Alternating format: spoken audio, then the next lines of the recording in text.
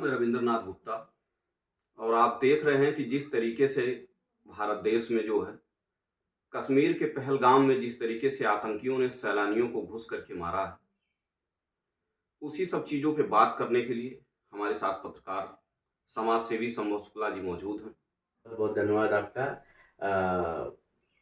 बहुत सर, जो घटना हुई भारत में, जिस तरीके से सैलानियों को जो है घुस करके आतंकवादियों ने जो है धर्म और जिसके ये देश के लिए बहुत बड़ी क्षति भी है और देश के लिए बहुत बड़ा चैलेंज है, इस पे क्या कहेंगे आप? कश्मीर के पहलगाम में जो घटना घटी, जिसमें मीडिया चैनल दिखा रहा है कि 27 लोगों की मौत हुई। क्या इस मौत के जिम्मेदार कौन है? इस मौत के जिम्मेदार क्या आप सिर्फ उन आतंकवादियों को मानते हैं या पाकिस्तान देश को ही मानते हैं? अगर आप मेरे हिसाब से पूछेंगे, इस मौत के जिम्मेदार वो तमाम नेता हैं जो सिर्फ जाति धर्म की लड़ाई लड़ते हैं, जो जाति धर्म को लेकर भाषण देते हैं, जो लोग ताल ठोकते हैं कि हमारा 56 इंच का सीना है, हम ये कर देंगे, वो कर देंगे, और जो लोग घूम घूम के गांव में नुक्कड़ों में कहते हैं कि हम लोग फलानी जाति के फलानी जाति के, वो सब नेता जिम्मेदार हैं।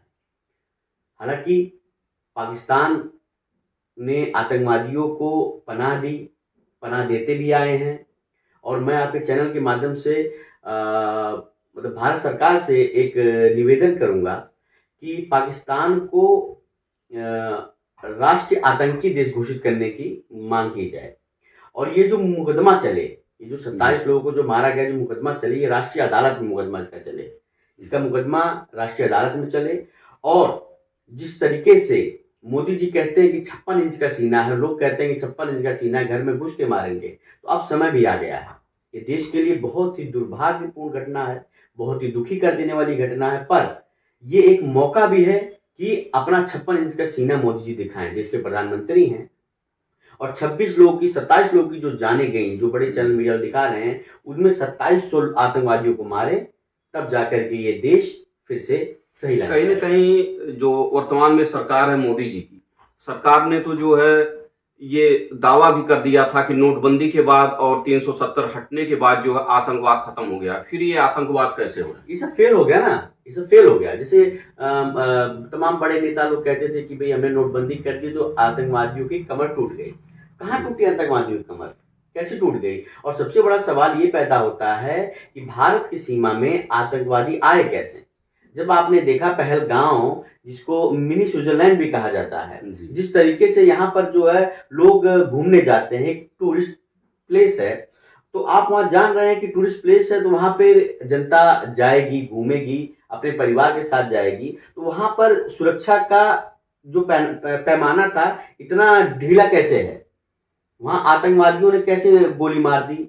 वहाँ जो है, और सबसे बड़ी बात, जिस तरीके से ये धर्म पूछकर, ना उन्होंने जाति पूछा, ना उन्होंने राज्य पूछा, ना उन्होंने ये पूछा कि आप लोग कहाँ से आए हैं, उन्होंने सिर्फ धर्म पूछा, धर्म पूछ के गोली मार दी।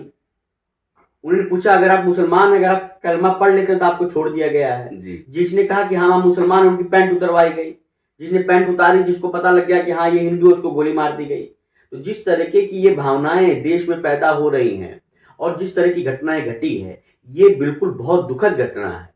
प्रत्येक भारतवासियों की आंखें नम हैं, प्रत्येक भारतवासी सो नहीं पाए हैं, प्रत्येक जो लोग अपनी भारत माता से प्यार करते हैं, वो लोग ये चाहते हैं कि 27 लोगों की जो जाने गई, 27 लोगों का परिवार जो उजड़ा, उस 2700 लोगों की जान आतंकवादियों की ली जाए भारत सरकार द्वारा। अच्छा, अब तक बहुत सारी घटनाएं हुई आतंकवादी, तमाम ऐसी घटनाएं देखने को मिली भी और घटना हुई भी। इस विषय पे अब की बार कुछ जो आतंकवादियों ने नया किया, जैसे जात पूछा, जात नहीं पूछा, धर्म पूछा, नाम पूछा। नहीं, मैं एक्चुअली ना, वो भी बहुत बड़ा रीजन है, वो भी रविंद्र जी बहुत बड़ा रीजन इसलिए है क्योंकि आज आप देख रहे हैं कि आजकल की राजनीति सिर्फ धर्म के ऊपर ही जो कंसंट्रेट हो गई है। आप देखिए जैसे कि समाजवादी पार्टी के अखिलेश यादव जी हैं, नो डाउट बहुत पढ़े लिखे इंसान है, और पढ़े लिखे इंसान है, वो क्या आजकल बोल रहे हैं? पीडीए बोल रहे हैं। क्या पीडीए से ही आप भारत चला लेंगे? क्या पीडीए से उत्तर प्रदेश चला देंगे? आप जगह जगह आपके नेता यहाँ जगह जगह नुक्कड़ सभाएं कर रहे हैं, क्या और जाति के लोगों को रहने का अधिकार नहीं उत्तर प्रदेश में? उसी प्रकार से भाजपा के लोग भी ये कर रहे हैं, ऐसा नहीं कि अखिलेश यादव जी कर रहे हैं, ये लोग भी कर रहे हैं। हिंदू मुस्लिम बहुत किया इन लोगों ने उत्तर प्रदेश में। भाई भाजपा सरकार भी इस समय है, 2017 से है। ये लोग भी जब से हुए तब तो इन्होंने टारगेट और जातियों को ही किया। तो जिस तरीके से राजनीति हो रही है, इनफैक्ट कांग्रेस हो, बसपा हो, सपा हो, भाजपा हो, ये लोग सिर्फ एक जातिगत राजनीति के चक्कर में पड़े हैं। तो और जातिगत राजनीति के चक्कर में पड़ के और इसी तरीके से धर्म पूछ के लोग बिल्कुल मारे जाएंगे। बिल्कुल, यही सब रीजन है। और जिस तरीके से है हम, और एक सवाल मैं और भारत सरकार से करना चाहता हूँ, सवाल नहीं, एक रिक्वेस्ट मैं करना चाहता हूँ कि जो फौज की भर्ती पर रोक लगी हुई थी, जिस तरीके से फौज की भर्ती पर रोक लगी हुई है, फौज की भर्ती को फिर से किया जाए, क्योंकि नए लड़के जाएंगे, नए लड़के जो दौड़ रहे हैं, पढ़ रहे हैं, लिख रहे हैं, कम से कम उनको नौकरी करने का और देश सेवा करने का एक मौका मिलेगा। और जिस तरीके से 27 लोगों की जान गई, मैं फिर से एक बार कहूंगा, जिस तरीके से 27 लोगों की जान गई, 2700 आतंकवादियों को मारे भारत सरकार। और हमारा भारत सरकार, हमारी भारतीय सेना सक्षम है क्या? सिर्फ जो हथियारे हैं, जो तोप के गोले हैं, जो चीजें हैं हमारे पास हैं, क्या सिर्फ 26 जनवरी को दिखाने के लिए हैं? नहीं, कहीं न कहीं सरकार की बहुत बड़ी नाकामी है।